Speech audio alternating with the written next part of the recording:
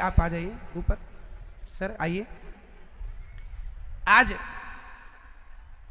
हमारे सर, इन्होंने हमें कक्षा चौथी और तीसरी में पढ़ाए हैं, ये हमारे सर हैं। तो एक बार तालियों के साथ हमारे सर का स्वागत करें। ये आज दो शब्द कुछ कहेंगे आपसे।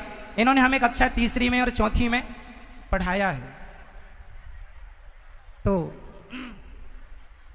इन्होंने दो लाइनें लिखी हैं, वो आप सुन लें। इसके बाद फिर उन दानवीर महा आपको ईश्वर ने लायक बनाया है, तो आइए, पीछे कार्यालय लगा है, आप जरूर अपना नाम लिखा कि ईश्वर ने 1000, 2000, 5000, 1 रुपए भी देने लायक बनाया है। तो आप जरूर अपने दिए सहयोग से आप जरूर इन वृद्ध माओं की सेवा कीजिए।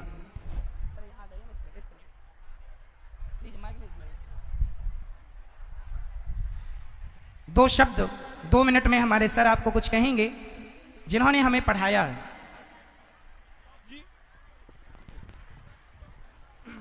मैं बिना किसी लाग लपेट के इस मंच के माध्यम से आप लोगों से अपनी बात कहना चाहता हूं। ये जाने आप, चाहे चढ़ लें हम हिमगिरी को, चाहे आकाश को छू लें, पर जिस पर निर्मित ये भव्य भवन, उस बुनियाद को हम न भूलें। और हर व्यक्ति की बुनियाद उसके माता पिता होते हैं। हमने आम को खाया, प्रशंसा आम की करते हैं, आम रूपी फल की, आम मीठा है। लेकिन इसके पहले भी उस वृक्ष की प्रशंसा करना चाहिए जिसने उसको पैदा किया, वो वृक्ष। और इससे पहले भी अगर अपन सोचें तो सबसे ज्यादा प्रशंसनीय वो है जिसने उस वृक्ष को लगाया है। मधुर आम खाने से पहले सोचो आम कहां से आया। प्रथम प्रशंसो उसे कि जिसने फल उपजाया, पर इससे पहले भी सोचो वह संत बिटप किसने निर्माया।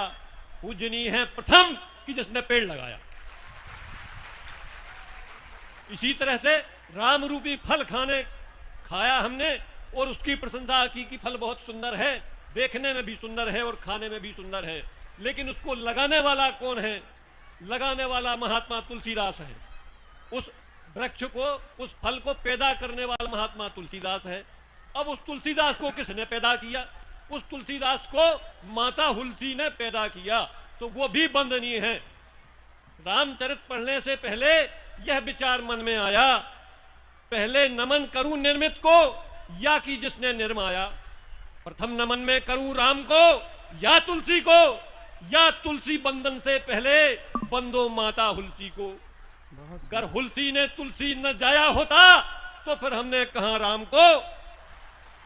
न होती माता शकुंतला तो भरत कहां से आता, फिर कैसे अपना देश सार्थक भरतवर्ष कहलाता। न होती मात सुनीत तो बालक ध्रुव का कहां उदय होता, न नन्हा राजकुमार गगन का तारांकित आलय होता। न होती जीजा भाई अगर तो शिवा न जग में आता, निज देश धर्म की रक्षा का फिर कौन पहाड़ उठाता। ना होती अंजनी माई तो फिर हनुमान कहां से आते, संजीवन इला द्रोणागिर से लक्ष्मण को कहां जला पाते। तो उस माता को पूजना आपका सर्वथा परम कर्तव्य है। अपनी बात थोड़ी संक्षेप में कहते हुए अंत में यह कहना चाहूंगा कि मां के पास सबसे बड़ी चीज जो होती है वो है मां की ममता।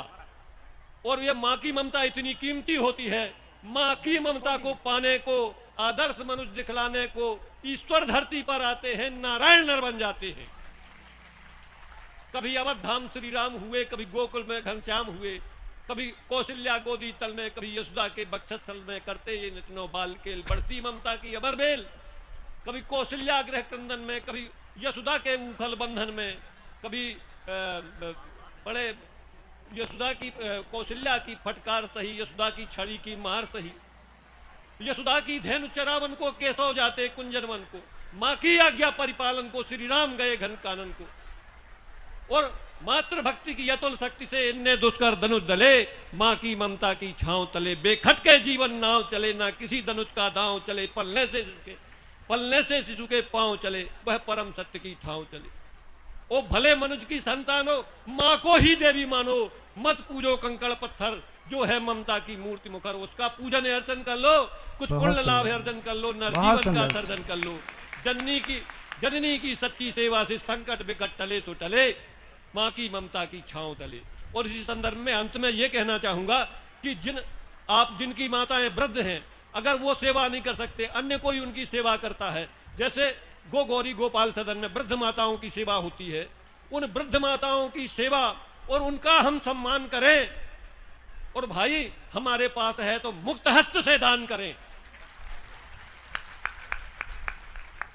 वृद्धा मां की सेवा से तुम्हारा घर परिवार फूले और फले, मां की ममता की छांव तले बेखट के जीवन नाव चले। धन्यवाद। बहुत सुंदर। वृद्ध माओं की सेवा के बारे में जब आपने सुना तो बड़े आप गदगद हुए, खुश हुए कि चलो उन बेसहाराओं को कोई तो सहारा दे रहा है। तो आप सभी उन बेसहारा माओं का सहारा बन रहे हैं। आइए आप में से कुछ दानवीर महापुरुषों का नाम श्रवण करें।